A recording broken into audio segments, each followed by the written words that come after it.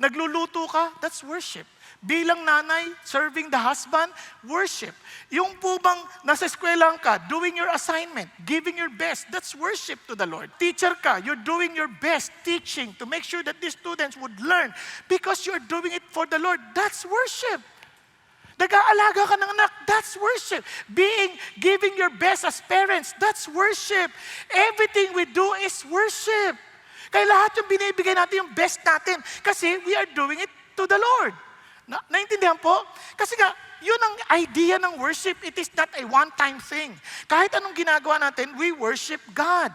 So we serve God. Whatever you do your work heartily as for the Lord rather than for men, knowing that from the Lord you will receive the reward of the inheritance. It is the Lord Christ whom you serve.